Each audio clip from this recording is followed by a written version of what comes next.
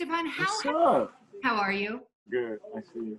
How have you made it look so easy to change teams, to learn an offense, to integrate with a new quarterback? You've made it look easy, and yet every player I've ever talked to who's done it has told me how hard it is.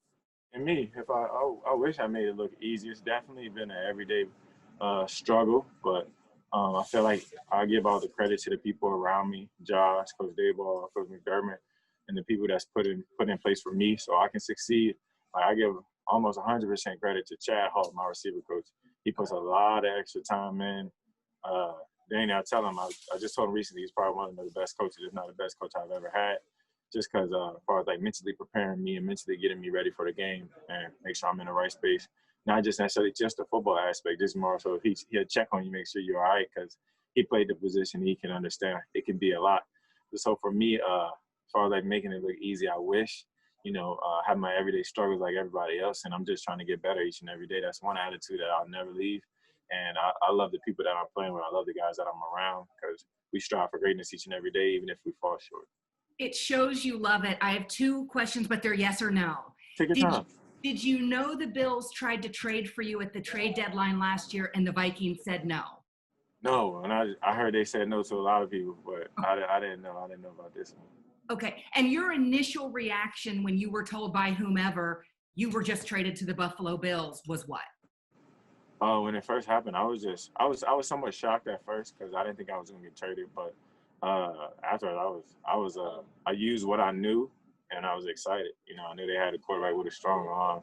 I didn't know he was such a goofball, but I knew they had a quarterback with a strong arm, great energy, and they had some receivers that can play ball. Like I said, John Brown. I said that a while ago, was one of the most underrated receivers in the league. I kind of showed on Sunday we needed him. He definitely plays a huge part in our offense, and just as far as like everybody involved, Cole Beasley gets open on a consistent basis. He always says that I'm open, and if you watch tape, he usually is open. So, that's Thanks, Steph. I'll wave on Monday. I'll see you Monday. Guys. Thank you. Appreciate you. Hey, Stefon, it's Sal Capaccio from WGR. I've been on all these Zoom calls with you. It's the first time I've asked you a question, so good to finally meet you. I was about to say, I don't think I've ever seen you. You're I know, right? I'm always there. I'm your radio sideline reporter. Normally I'd see you a lot, but just not this year. Nice to see you. Yeah, you too. Listen, you are so good at contested catches. Take me into the mindset of that when the ball's in the air. What's it like? The ball's in the air. It's not a routine catch. You're going to be contesting with somebody. Why are you so good at it? Like, what happens in that moment? I feel like I'm decent at it. I feel like I try to do the best I can. We have like an old saying, like the ball in the air is yours and stuff like that. I don't really think too much about it. The more so what I think about is attacking the ball, and more so depending on where the DB is, leverage, as far as like where I'm at on the field, late hands, being aggressive. If I had to go after it rather than wait for it, it's all gauging where the ball is. Like against the Raiders, like I saw where the ball is, and I felt like it was going to be a 50-50 ball. And anytime it's a 50-50 ball, I like to be aggressive and try to go get it. Yeah, I mean, high pointing, all that stuff, things you learn for a long time. But what about, do you have any background in baseball or anything like that? Judging fly balls, judging where a ball's coming down, anything like that? I played baseball 1 year, and I felt like I had ADHD heavy then, so I couldn't play too much baseball. But I don't know, man. I just playing football for a little while, and I just try to go get the ball. Thank you very much. I appreciate it. Thanks for asking. I wish I did have some baseball in me.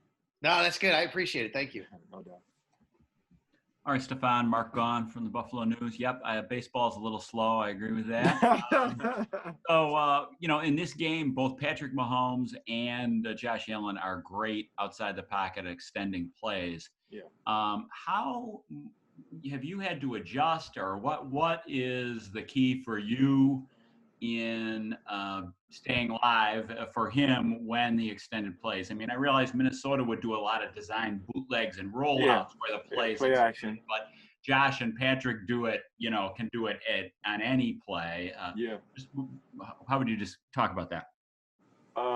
Like kind of how you contributed this. And Minnesota is more so like play action, so we're kind of like playing to kind of like get open down the field. But here I would just say, at any given time the play can break down. And with Josh, he has a strong arm, so you're never really out of the play. You're never really out of the play. You always gotta find a crease for him or find a place to get open.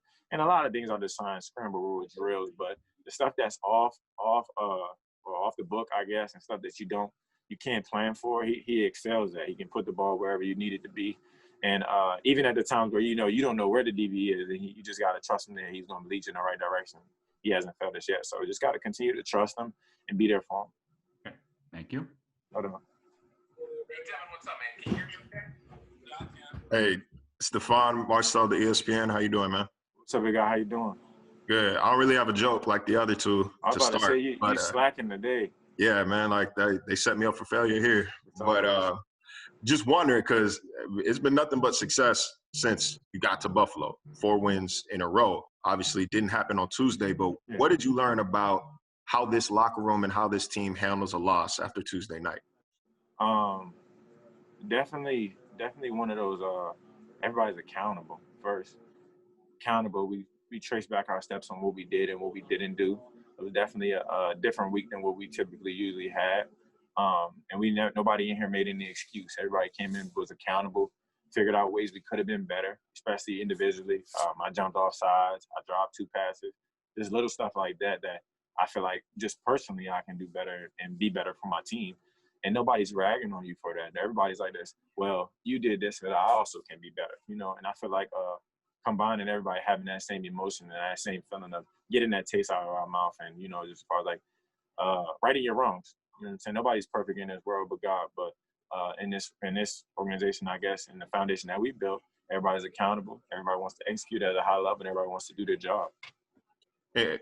Throughout your career, is that something that you've noticed is an important trait in the ability to bounce back after kind of a humbling loss, that accountability?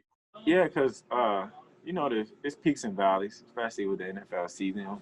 When you're winning, they tell you how good you are. When you lose, they tell you how bad you are. So we kind of like block out the extra noise and really worry about the stuff that's in-house that we can control and execute. It comes down to executing at a high level. They were +2 in the turnover margin in the first half.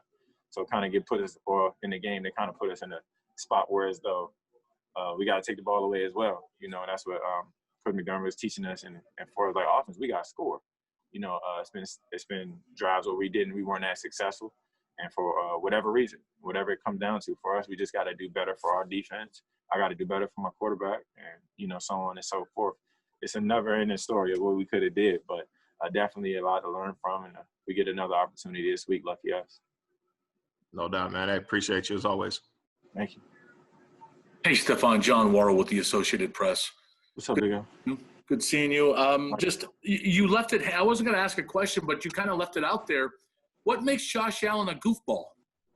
Goofball. You got to spend some time with him. He seems pretty serious on the field. He might smile a little bit, celebrate a little bit, but you got to hang out with him personally. I can give you all the inside scoop. He's acknowledged to us. You're new here, but he considers himself a bit of a nerd. But there's a playfulness about him, right? Yeah, definitely some. I feel like looks are deceiving. He's 6'4", 230 or 220. Hey, fatty, how much you weigh? Sorry, he was on the phone call. But watching 210, he's lying. But he's definitely when you be around him a little bit, it's some kid in there. He's a quarterback. He's so serious. He leads us, but he also shows us that he does have personality. I like him. He's not a robot. Good. Thank you, Steph. No doubt. Steph Finesse, Mookie Harkins, Ruffalo Sports Cincinnati. What's up? How you doing, big guy? How you doing?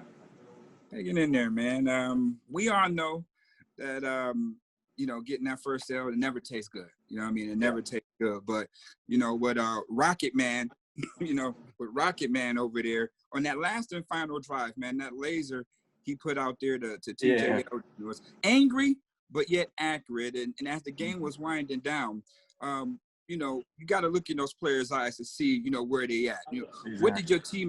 What did you see in your teammates' eyes as the game was winding down?